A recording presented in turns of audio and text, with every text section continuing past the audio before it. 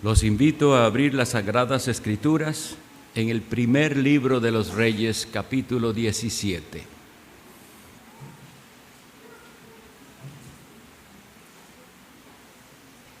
Primero de Reyes, capítulo 17.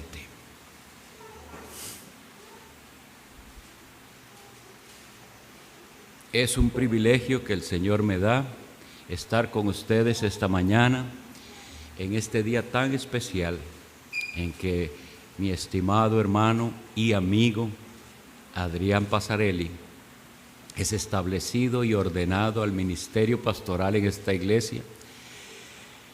Para este día, entonces, con el auxilio del Señor, he preparado un sermón que se titula El hombre de Dios. Leeremos el capítulo 17. Voy a leer pausadamente. Ruego la atención de cada uno a la lectura de la santa palabra de Dios. Primer libro de los Reyes, capítulo 17. Entonces Elías Tisbita, que era de los moradores de Galaad, dijo a Acab: Vive Jehová, Dios de Israel, en cuya presencia estoy, que no habrá lluvia ni rocío en estos años, sino por mi palabra. Y vino a él palabra de Jehová diciendo: Apártate de aquí y vuélvete al oriente y escóndete en el arroyo de Querit, que está frente al Jordán. Beberás del arroyo, y yo he mandado a los cuervos que te den allí de comer. Y él fue e hizo conforme a la palabra de Jehová, pues se fue y vivió junto al arroyo de Querit, que está frente al Jordán. Y los cuervos le traían pan y carne por la mañana, y pan y carne por la tarde, y bebía del arroyo. Pasados algunos días, se secó el arroyo, porque no había llovido sobre la tierra. Vino luego a él palabra de Jehová diciendo: Levántate, vete a Sarepta de Sidón, y mora allí. Y he aquí yo he dado orden allí a una mujer viuda que te sustente. Entonces él se levantó y se fue a Sarepta. Y cuando llegó a la puerta de la ciudad, he aquí una mujer viuda que estaba allí recogiendo leña. Y él la llamó y le dijo: Te ruego que me traigas un poco de agua en un vaso para que beba. Y yendo ella para traérsela, él la volvió a llamar y le dijo: Te ruego que me traigas también un bocado de pan en tu mano.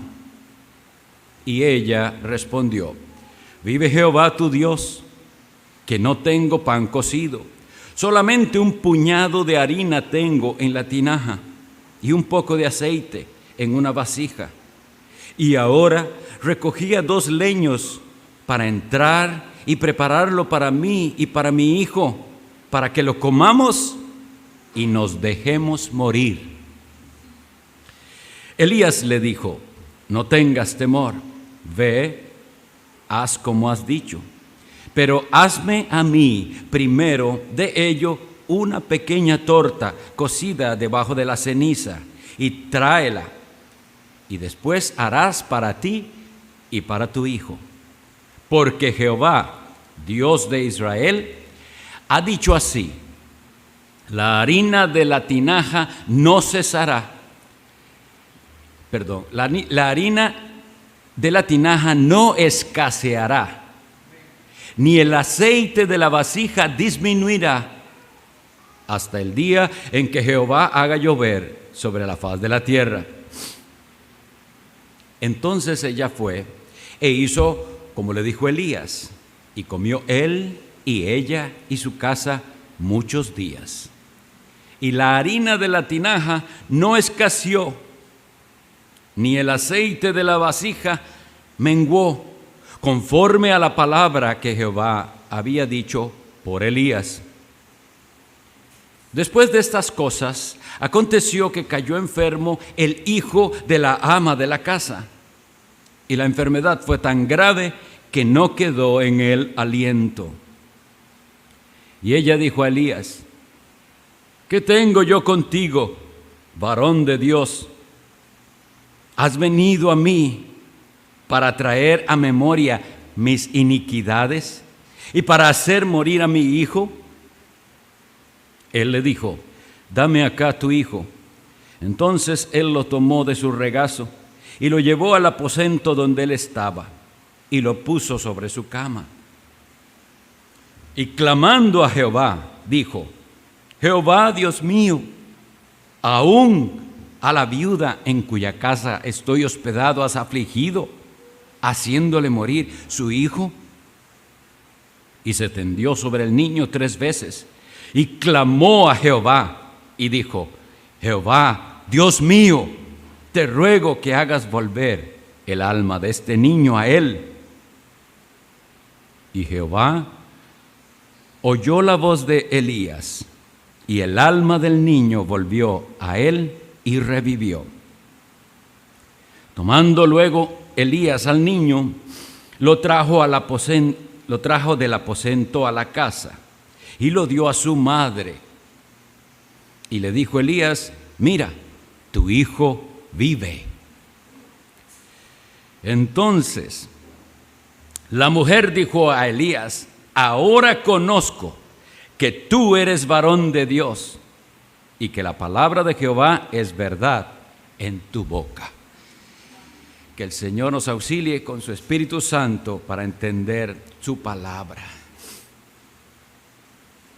Como les decía, estoy agradecido al Señor de este privilegio que me da de estar aquí para esta ocasión especial que tenemos. Mi hermano Adrián, que lo conozco desde el año 2010, que el Señor quiso que nos conociéramos y compartiéramos, y desde eso hemos tenido una muy cercana amistad, por la cual le doy gloria a mi Señor por conocer hombres como Él. Y entonces quisiera que de esta lectura sacáramos provecho y, con la ayuda del Señor, aplicaciones específicas para la vida del pastor de esta iglesia, que será Adrián Pasarelli, y para la vida de cada uno de nosotros. El versículo 1 dice: entonces Elías Tisbita, que era de los moradores de Galaad, dijo a Acab: vive Jehová Dios de Israel, en cuya presencia estoy, que no habrá lluvia ni rocío en estos años, sino por mi palabra. Primero necesitamos saber quién es Elías, quién es Acab. Elías es el profeta de Dios. El nombre Elías significa Jehová es mi Dios. Qué nombre más precioso. Jehová es mi Dios. El nombre del profeta es una confesión de fe. Así que por ahí empezamos. ¿Es Jehová su Dios? Sé que es el Dios de mi hermano Adrián, el Dios que lo ha traído aquí. Pero ¿quién es este Acab? Le dijo Elías a Acab. ¿Quién es Acab?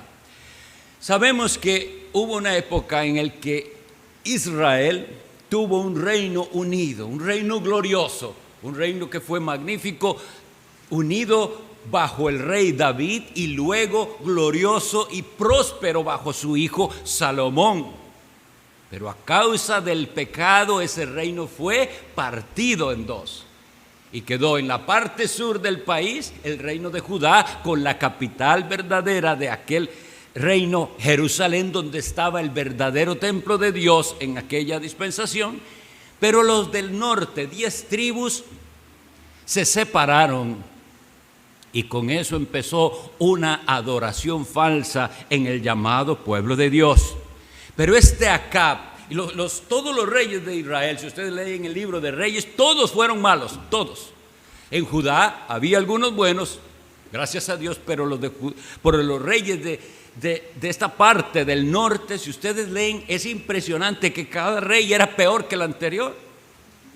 Y entonces voy a leer para ustedes en el capítulo anterior, en el primero de Reyes 16, a partir del versículo 29, nos describe quién es este Acab. Y dice: comenzó a reinar Acab, hijo de Omri, sobre Israel en el año 38 de Asa, rey de Judá. Y reinó Acab, hijo de Omri, sobre Israel en Samaria 22 años. Oigan esta descripción, por favor. Y Acab, hijo de Omri, hizo lo malo ante los ojos de Jehová, más que todos los profetas que reinaron, que todos los reyes que reinaron antes de él. Oigan lo que hizo, versículo 31. Porque le fue ligera cosa andar en los pecados de Jeroboam, hijo de Nabat, y tomó por mujer a Jezabel, hija de Ed-Baal, rey de los Sidonios, y fue y sirvió a Baal y lo adoró. E hizo altar a Baal en el templo de Baal que él edificó en Samaria.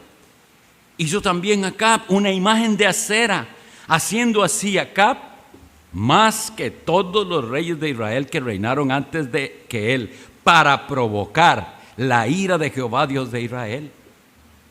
Hasta ahí. Entonces este es el escenario. El profeta de Dios se enfrenta al rey impío del norte de Israel. Y este profeta, cuyo nombre es esa confesión de fe, Jehová es mi Dios, viene a profetizar el juicio de Dios. No va a llover más hasta que yo lo diga. Y entonces, este profeta describe cuando habla su relación con Dios de esta manera: vive Jehová en cuya presencia estoy. Esto es ser un profeta de Dios, en cuya presencia estoy, consciente de la presencia de Dios, viviendo delante de Dios un hombre íntegro. Y viene Dios y se comunica entonces con este profeta. Y dice, y vino a él palabra de Jehová. Dios se comunica con Elías y a través de Elías con el pueblo. Está comunicándose con la cabeza del reino, que es el rey Acab. Pero vean lo que Dios le dice a Elías: apártate de aquí y vuélvete al oriente y escóndete en el arroyo de Querit que está frente al Jordán. Escóndete. Esto debemos entender lo que Acab, según dicen otros, si ustedes siguen leyendo después, espero que tengan el ánimo de leer todo lo que fue la vida de Elías, que es algo muy bello. ¿Por qué escóndete? Porque lo estaban persiguiendo. Si usted se tiene que esconder es por algo, ¿verdad? Escóndete en el arroyo de Querit. De hecho, después cuando pasa el tiempo y Elías viene otra vez, el general le dice: no hay lugar al que el rey no haya mandado buscarte. Por toda parte, a todos los reinos. Por eso tenía que esconderse, lo andaban buscando. Los hombres de Dios a veces tienen que enfrentar esta persecución. Y Elías tiene que esconderse. Y Dios le promete algo a Elías mientras le toca esto, que tiene que vivir: beberás del arroyo, y yo he mandado a los cuervos que de allí te den de comer. Y dice que los cuervos venían en la mañana y en la tarde y le traían carne y pan.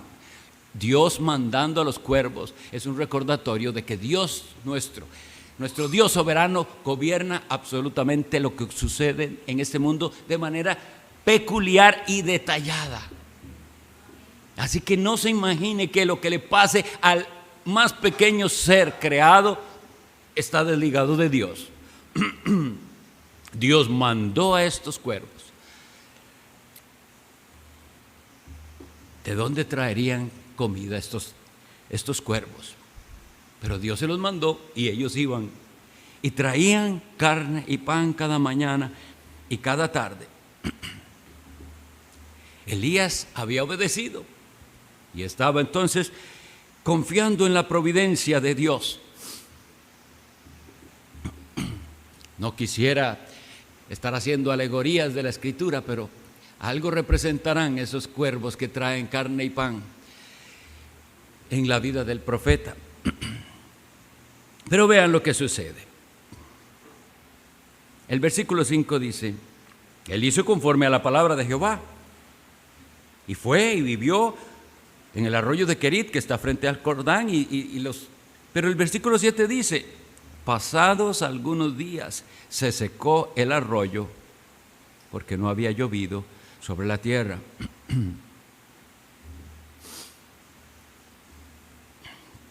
Las providencias de Dios no siempre las podremos entender, y sobre todo en la vida de los que sirven al Señor. Dios nos enseña a confiar en Él en momentos de terrible dificultad.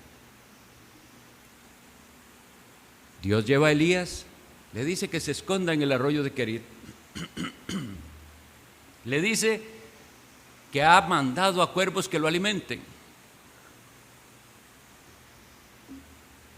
Pero ahora el arroyo se seca. ¿Pueden ustedes entender esto? Dios puede hacer milagros. Los milagros de Dios son cuando Él actúa contra cosas que Él mismo ha establecido, y Él puede hacer que ocurran cosas incluso contrarias a las leyes naturales. Pero a veces la providencia de Dios es que las cosas sigan su curso, y la consecuencia de que no llueva es que el arroyo se seca. Eso es una consecuencia de algo natural. Si no está lloviendo, no hay agua en el arroyo. Y entonces el profeta Elías tuvo que enfrentar la consecuencia de que también él estaba sufriendo las consecuencias del juicio de Dios, que no llovía. Y entonces ahora Dios se vuelve a comunicar con Elías y le dice que se vaya a Sarepta de Sidón. Y al mencionar esta ciudad, debo aclararles que Sarepta de Sidón Sidón es un pueblo pagano. Sarepta de Sidón, vaya allá a un pueblo de paganos. De hecho, si pusieron atención a la descripción que di de la esposa malvada de Acab, que se llama Jezabel, era precisamente la hija del rey sidonio, pueblo pagano e idólatra. Y este hombre de Israel, del supuesto pueblo de Dios, va y se casa con una pagana y adora dioses falsos. Y esa mujer trajo gran mal a Israel, porque ella promovió la adoración de los ídolos y tenía profetas a los que ella les daba mantenimiento, profetas de Baal. Pero ahí, a ese país de paganos, lo manda Dios a Elías y le dice: vete a Sarepta de Sidón. Y otra vez la frase: porque yo he dado orden. Ustedes entienden que todo lo que sucede es porque Dios así lo mandó. Los cuervos le trajeron porque Dios así se los mandó. Y ahora esta viuda que ni siquiera conoce a Elías ni sabe qué va a pasar, como Dios lo da como un hecho, ya yo le mandé que ella le dé. Y entonces vemos el episodio en el que él tiene que, pienso yo, pasar por la pena de pedirle agua a una mujer extranjera, o más bien siendo él extranjero en esa tierra, pedirle agua y algo de comer. Dios está tratando no solo con su pueblo rebelde, sino con su siervo Elías. Dios está tratando con él. Esa situación no es fácil. Soy extranjero, me manda Dios aquí a un pueblo de paganos, no hay nada que comer, no hay agua. Pero Él me dice que Él me va a sustentar. Y ve la mujer viuda. Y esto de entender por qué él sabía que era viuda, es porque en la antigüedad se sabía por su atuendo si alguien era una mujer soltera, si era virgen, si era viuda. Había una manera de vestirse según su situación. Y ella misma, al ver al profeta, sabía que era profeta, porque también había atuendos que identificaban a quién le servía a Dios. ¿Ven? Entonces por eso ella le puede decir a él: vive Jehová tu Dios, que yo no tengo pan para traerte. Estamos en la miseria. ¿Qué les parece a ustedes esa respuesta? Lo único que iba a hacer, dice, es que tengo un poquito de harina que me queda y un poquito de aceite. y lo iba a hacer como es lo único, con mi niño y a esperar la muerte, porque aquí no hay nada, no llueve, y si no llueve no hay cosechas, y si no hay cosechas no hay pan, no hay qué comer. El juicio de Dios, cosas que ustedes ni yo creo que hemos experimentado a este nivel. Y entonces, como les digo, Elías tiene que pasar por la pena de pedir agua y algo de comer. Y ahora viene algo hermoso, un milagro, el milagro de la provisión divina.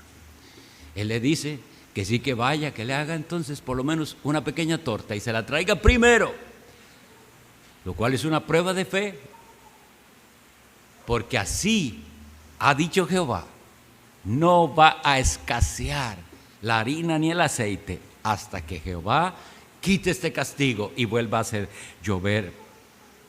Y así sucedió. Bendito Dios, qué maravillosos milagros. Pero habiendo pasado este milagro, viene otra terrible prueba de fe, y ahora para ambos también, y muere el niño. Y en las palabras de esta mujer sidonia hay más comprensión de la doctrina del pecado que lo que mucha gente tiene hoy en día. ¿Qué le dice ella a Elías? ¿Has venido para recordarme mis iniquidades?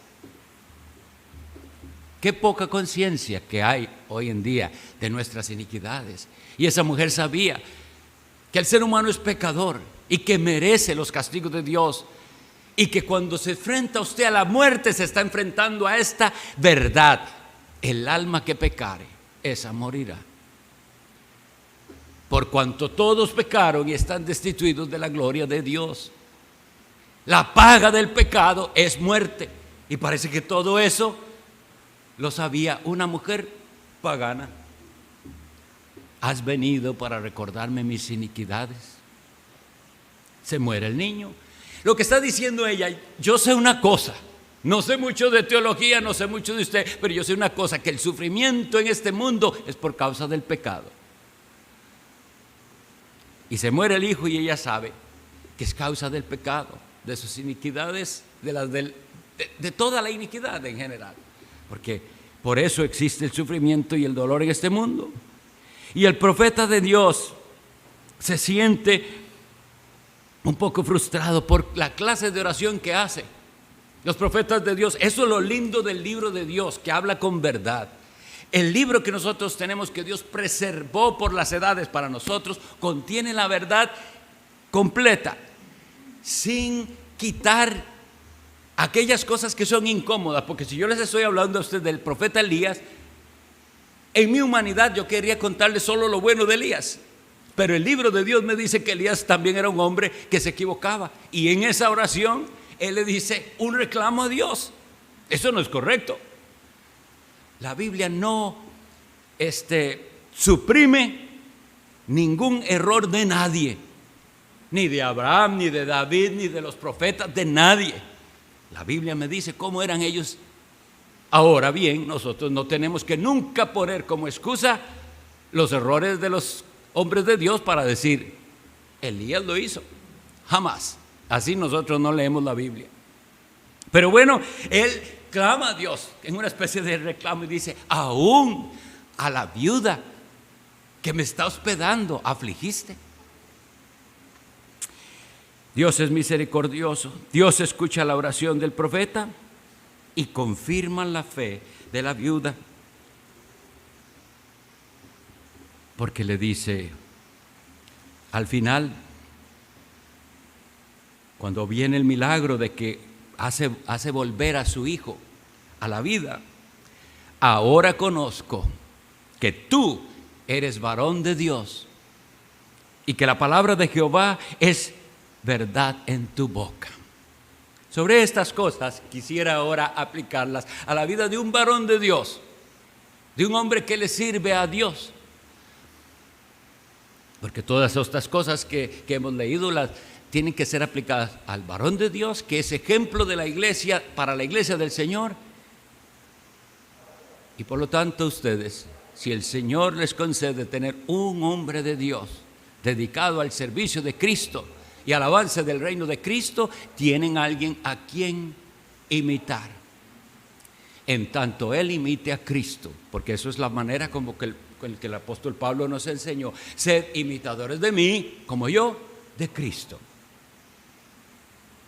Se necesitan hombres en medio de esta generación que nosotros vivimos, una generación perversa.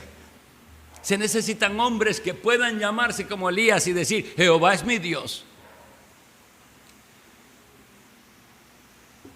Y así considero que mi hermano Adrián puede decir como Elías: Jehová es mi Dios.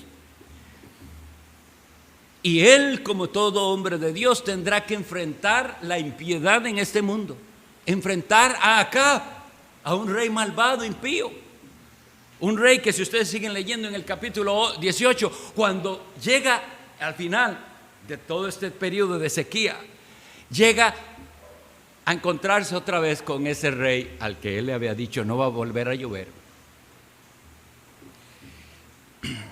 Y cuando lo encuentra, dice 18-17, cuando Acab vio a Elías, le dijo: ¿eres tú el que turbas a Israel? Oiga la respuesta del profeta Elías, versículo 18. Y él respondió: yo no he turbado a Israel, sino tú y la casa de tu padre, dejando los mandamientos de Jehová y siguiendo a los Baales.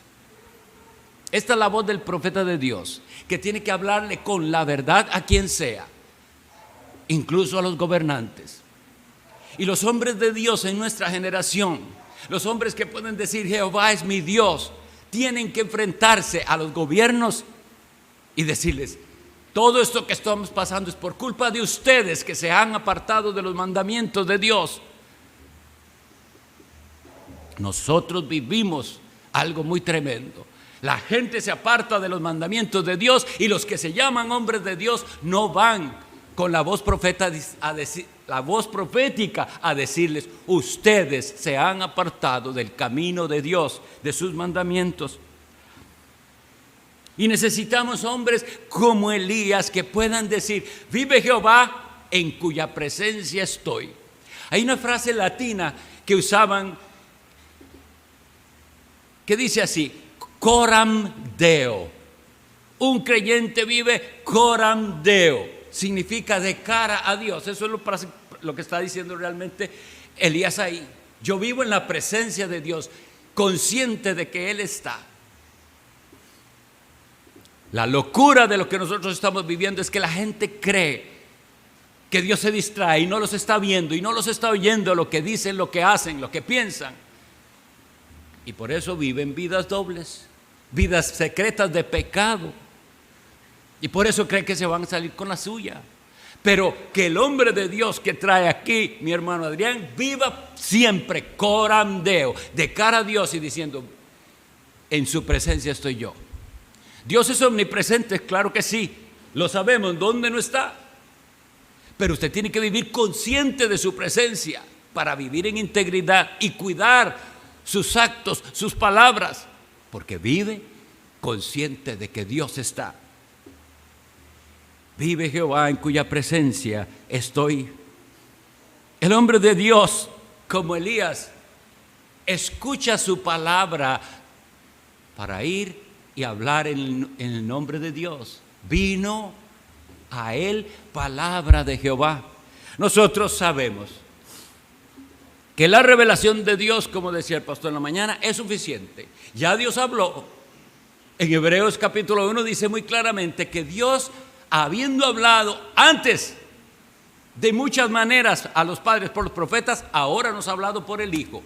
Y su Hijo Jesucristo fue la culminación de la revelación de Dios, el mismo verbo de Dios. Así que, terminada la Biblia, nosotros no necesitamos que Dios nos hable de otras maneras. Pero ¿significa eso que Dios no habla? El hombre de Dios tiene que oír la voz de Dios en su estudio de la palabra, en su estudio sistemático intenso de la palabra de Dios. Va y lucha con el texto y quiere oír la voz de Dios para poder venir aquí y decir, así ha dicho Dios. No los pensamientos suyos, sino los que se extraen del libro de Dios. Porque siempre que el predicador pueda basar su exposición y enseñanza única y exclusivamente en el texto bíblico, él puede decir, así ha dicho el Señor. No revelación privada, no revelación adicional. La revelación que Él nos dio se las va a hacer conocer a su pueblo. Pero el hombre de Dios, que de veras cree que Dios se comunica y que indaga en la Biblia, ora por iluminación. Es un hombre de oración. Ahora bien, en el relato Dios Dios promete proveerle a Elías su alimento. Y eso es promesa para los hombres de Dios que le sirven a Él en todas partes y para todos sus hijos. Así como Dios usó esos cuervos, nosotros nos espantamos a veces. Yo mismo me asombro de las maneras que Dios provee. Y tengo cosas que en mi vida ni pensé tener, pero Dios las proveyó. Mandó a algún cuervo y las tengo. Y así yo sé que las verá el hermano Adrián. Pero si seguimos leyendo, también hay momentos en que el arroyo de Querit se seca. Y eso no será sencillo. Porque ahora hay que ir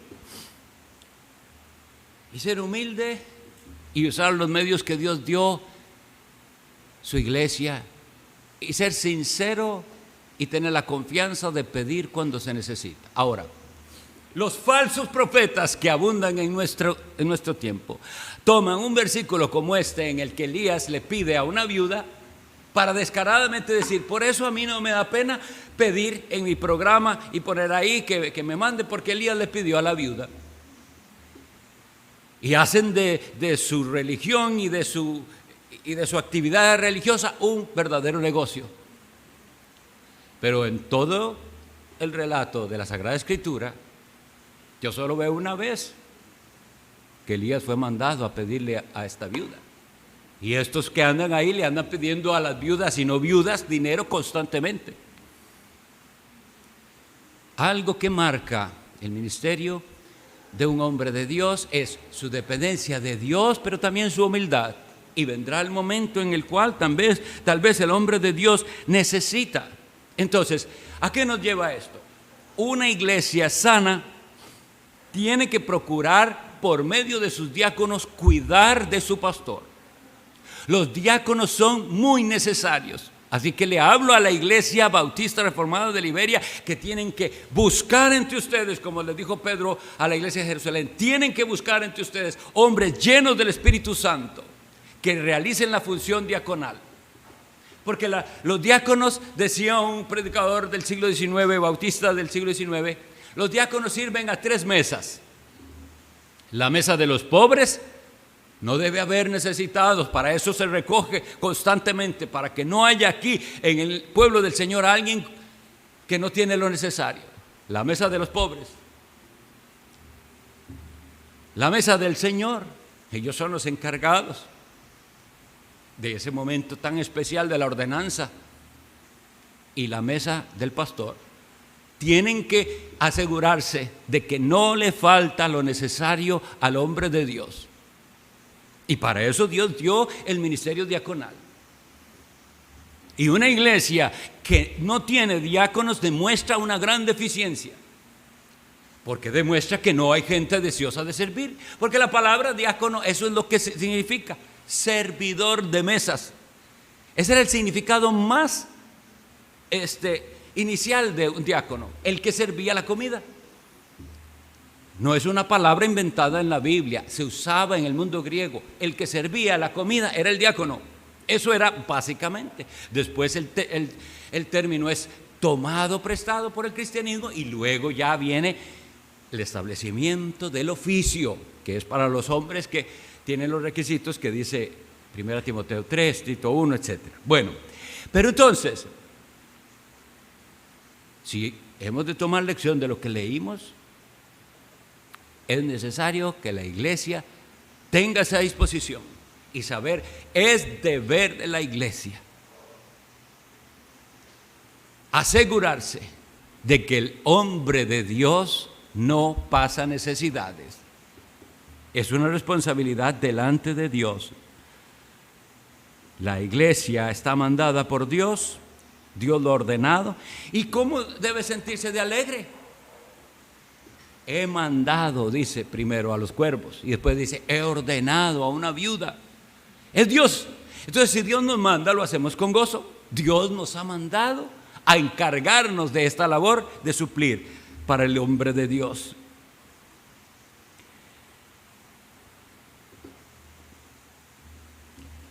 Ahora bien, aquí dice una palabra que me gustó: no escaseará. Así dice Jehová, no escaseará la harina. Si ustedes recuerdan ese versículo, ese verbo, escasear, lo usó también en el primer libro de Samuel, capítulo 3, versículo 1, en otro sentido y muy triste. Porque el relato nos dice, cuando vino la palabra de Dios a Samuel el joven, y en aquellos días escaseaba la palabra de Jehová, no había visión ni sueño. Mis hermanos, por mucho tiempo, tristemente debemos reconocer que ha escaseado la palabra de Dios. Hay gente que ha ido ahí, allá, voy a ver si aquí, no, están predicando fábulas, voy a ir al otro lugar, no, están predicando prosperidad, al otro lado, no, están predicando humanismo, no, escasea la palabra de Dios, no hay alimento para las ovejas. Hay ovejas ahí en ciertos lugares que se llaman iglesias todavía, pero están muriéndose de hambre las ovejas. Escasea la palabra de Dios. Gente que quieren que les expliquen la Biblia, que les enseñen el camino de Dios, y no hay profeta de Dios que les guíe. Pero gloria a Dios que levanta en medio de nosotros hombres de Dios que pueden decir, no va a escasear. Aquí hay un compromiso, escuela dominical, culto de la mañana, culto de la tarde, no escasea la palabra de Dios. Se van llenos para sus casas, se van llenos para que en el resto de la semana no tenga que andar viendo otras cosas. Repase todo el montón de alimento que preparó el pastor y que usted recibió el domingo, y vaya y mastíquelo y digiéralo, porque no escaseará. Si Dios está, no escaseará. Pues que el hombre de Dios pueda decir, no va a escasear la harina ni el aceite. Él se va a preparar y va a traer alimento constantemente, semanalmente. Y el hombre de Dios enfrenta situaciones terribles, como vimos, ¿y qué hace? Orar. Eso es lo que hace. En el momento de esta tribulación, ora, clama a Dios.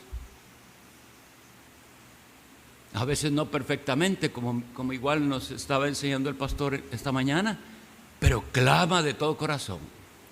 Y eso es lo que dice el libro de los Hechos, capítulo 6, versículo 4, que se necesitó en la iglesia primera de Jerusalén. Que otros se encarguen de muchas otras cosas y trámites, porque los hombres de Dios necesitan dedicarse a dos cosas: al ministerio de la palabra y a la oración. Pero ¿cómo va a dedicarse al ministerio de la palabra y de oración si tiene que hacer miles de trámites y cosas, y estar en cosas que no es que no sean importantes, pero le toca a toda la iglesia estar trabajando en ello? Si usted quiere que el hombre de Dios le traiga alimento y que no escasee, alivie usted la tarea del hombre de Dios para que él pueda dedicarse al ministerio de la palabra y a la oración, entendiendo el ministerio de la palabra no solo la predicación, no solo la enseñanza, la consejería con la palabra de Dios.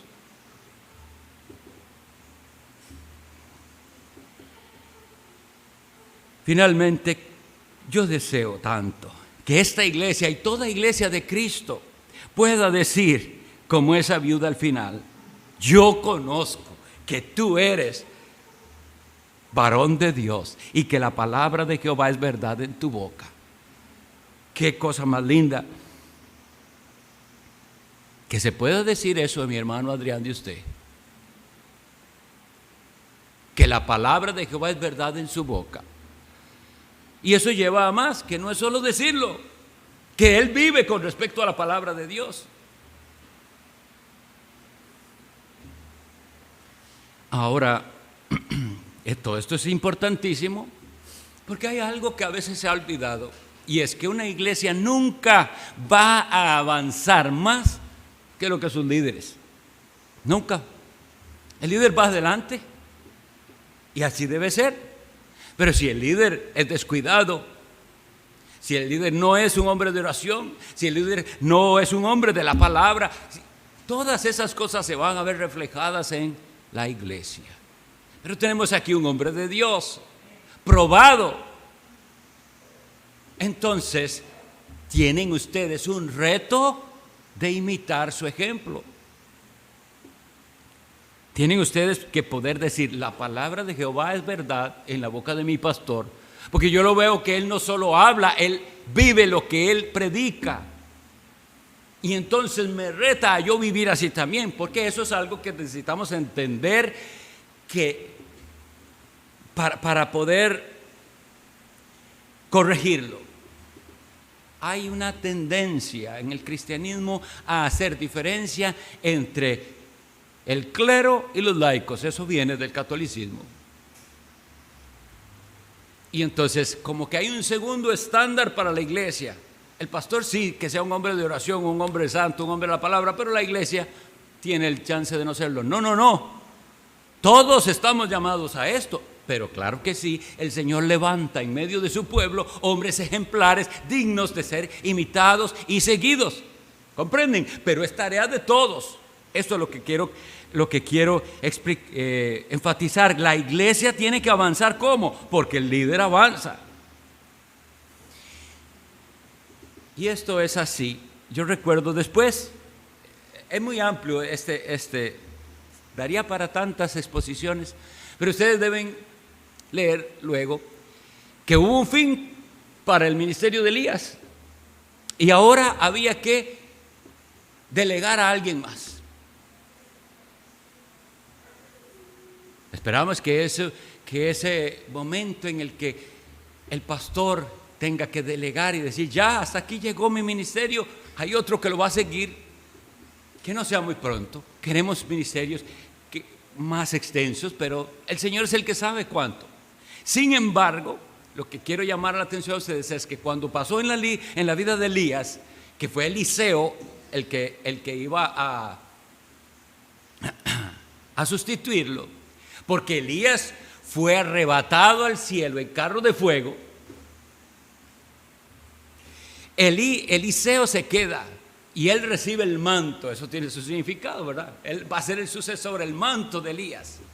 Y cuando él tiene que cruzar el Jordán, él viene con el manto de Elías a golpear las aguas. ¿Y qué dice Eliseo? ¿Dónde está Jehová, el Dios de Elías? Entonces, nosotros nos vemos enfrentados con esto. No es nada más el Dios de Elías. Es que ahora, de ahí en adelante, si usted lee la vida de Eliseo, ya Eliseo también podría decir la misma frase: vive Jehová en cuya presencia estoy. Ya ahora no era nada más vive Jehová, el Dios de Elías. Ahora es también mi Dios y yo vivo en su presencia. Y esa es la idea, que cada miembro de la iglesia pueda también decir: Jehová es mi Dios, yo vivo en su presencia, yo vivo corandeo porque en mi iglesia el pastor me ha dado ese ejemplo, me muestra la palabra de Dios y me enseña cómo es vivir en la presencia de Dios, y así vivo yo. Pero qué triste cuando lo que se quiere es solo la parte de figurar. Eso ha llenado las iglesias de gente que le gusta estar ahí en activo, pero no tienen esa comunión con Cristo. En el libro de los Hechos, capítulo 19, hay un episodio que es triste de leer y me llama la atención. Se los recuerdo. entre los judíos había muchas supersticiones y había exorcistas. Gente que andan ambulantes ahí diciendo: usted tiene lo que sea que sacarle el demonio, venga, parecido a hoy. Entonces, los tales, dice que habían 7 hijos de un tal Esceva que hacían esas cosas y andaban expulsando demonios por ahí. Y ustedes recuerdan cómo lo hicieron ellos. Te conjuro, dice que vino un endemoniado de los de verdad. Y ellos le dicen: te conjuro por Jesús, el que predica Pablo. ¿Qué responde el demonio? A Jesús conozco y sé quién es Pablo. ¿Ustedes quiénes son? Y el endemoniado se les tira encima y los golpeó, salieron desnudos. Dice: pero, ¿por qué estoy diciendo esto? Porque si el hombre de Dios puede decir: Jehová es mi Dios, vive Jehová en cuya presencia estoy, no es para que ahora usted diga: el Dios de mi pastor. No, usted también debe seguir el mismo ejemplo y decir: vive Jehová en cuya presencia yo estoy, es mi Dios también. No como esos exorcistas ambulantes que hablaban de algo que ellos no conocían. ¿Será usted de esos que hablan de algo que otros aquí experimentan y conocen, pero usted no? Tenemos que ser muy cuidadosos, porque hay gente, y yo he advertido de esto muchas veces en nuestra iglesia cuando hemos pasado por tristezas disciplinarias a veces, que hay gente que aprende a hablar cristiano y hablan bastante cristiano y hasta reformado hablan, pero no es experiencia personal de ellos. Por lo tanto, si su corazón no ha sido transformado, todavía ellos no pueden hablar de estas cosas como algo personal. Quiero entonces, mis hermanos, retarlos que no solamente ustedes deseen decir: yo quiero saber tanto como sabe el pastor Adrián. No es solo querer tener conocimiento que él tiene, sino que tengan la piedad que él tiene. Y yo en particular les reto a pensar: ¿qué hace que un hombre deje su tierra, su familia, para venirse a un lugar tan lejano? ¿Qué lo mueve? Ya sabemos que fortuna no, porque no hay aquí. Amor por Cristo y por el reino de Cristo. Así que aprécienlo.